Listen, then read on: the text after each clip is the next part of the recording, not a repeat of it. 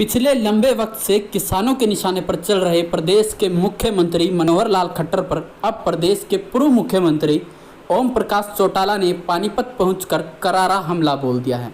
और जहां ओम प्रकाश चौटाला ने मुख्यमंत्री मनोहर लाल खट्टर को निशाने पर लेते हुए उनकी तुलना आवारा पशु से कर डाली है।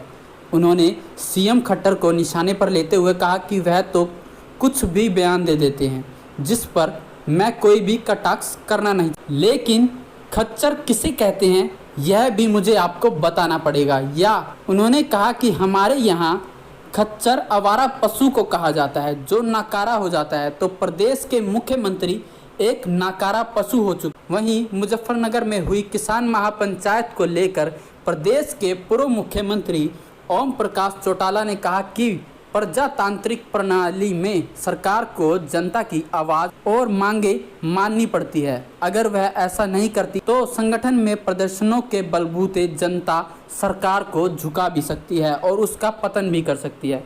ओपी चौटाला यहीं नहीं रुके, उन्होंने सीधे तो नहीं इशारों में प्रदेश के उप मुख्यमंत्री दुष्यंत चौटाला पर भी निशाना साध दिया। उन्होंने कहा कि वह व्यक्ति विशेष के बारे में बातचीत नहीं करना चाहते। हालांकि उन्होंने यह जरूर कहा कि प्रदेश की सरकार लुटेरों के हाथ में है, उसमें दुष्यंत चौटाला भी शामिल है। आपको बता दें, प्रदेश के पूर्व मुख्यमंत्री ओपी चौटाला आज पानीपत में चौधरी देवीलाल के जन्मदिन पर जींद में होने वाले कार्यक्रम का निमंत्रण देने पहुंचे थे, जहां इनेलो कार्यकर्ताओं ने पूर्व मुख्यमंत्री का जोरदार स्वागत किया। ये चौधरी देवीलाल जी का पवित्र जन्म दिवस और उस जन्म दिवस पर हम हर साल भारी संख्या में उपस्थित होकर के उनको सम्मान प्रदान करते हैं। अब के 25 तारीख को जींद में हमने उस सभा का आयोजन किया, इसलिए मैं सबको निमंत्रण दे रहा हूँ कि ज़्यादा से ज़्यादा संख्या में आप पहुँचें और आपको भी निमंत्रण दे रहा हूँ कि आप आएँ। वहाँ देश के विभिन्न राजनीतिक पार्टियों के अग्रणी नेता भी होंगे, आप उनके भी विचार सुनेंगे, आपको अच्छी खबर छापने का अवसर मिलेगा। किसान महापंचायत हुई है सर, कुछ असर होगा? किसान महापंचायत के बाद सरकार पर असर पड़ेगा? है किसान महापंचायत हुई है यूपी में, कोई असर सरकार पर पड़ेगा इसको लेकर? प्रजातांत्रिक प्रणाली में जनता जनार्दन की आवाज़ को सरकार को मानना पड़ता है और अगर सरकार ना माने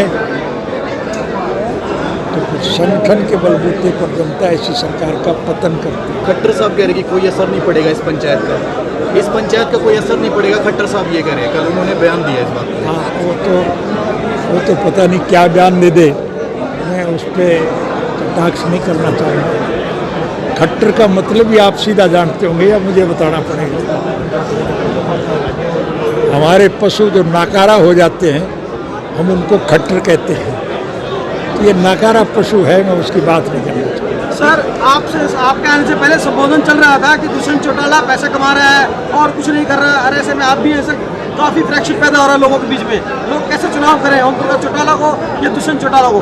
मैं अभी से आपके सामने बता रहा था, मैं किसी व्यक्ति विशेष का जिक्र नहीं करूँगा, लेकिन ये सरकार लुटेरों की सरकार है और इस सरकार में दुष्यंत चौटाला भी शामिल है, तो ये सारे लूटने पर ही लगे हुए।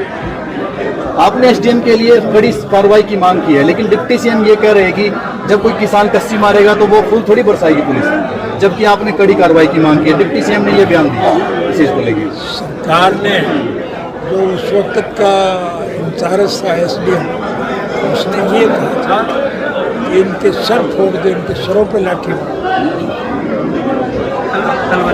रूप से सदा मिलनी चाहिए। जो व्यक्ति मरे है उसका सबसे ज़्यादा गुनेगार देश की सभा को रोकने के लिए हर प्रकार के प्रयास करते। आज हमारी सभाओं को रोकने के लिए हमारी सरकार, लेकिन सरकार में जुड़े हुए लोगों की यह हालत है कि स्वयं मुख्यमंत्री जो करनाल से जीत के गया उसको 3 दफा लोगों ने ठीक है सर। आज उनकी हालत ये है कि की सरकार का कोई मंत्री और विधायक पूरे क्षेत्र में नहीं।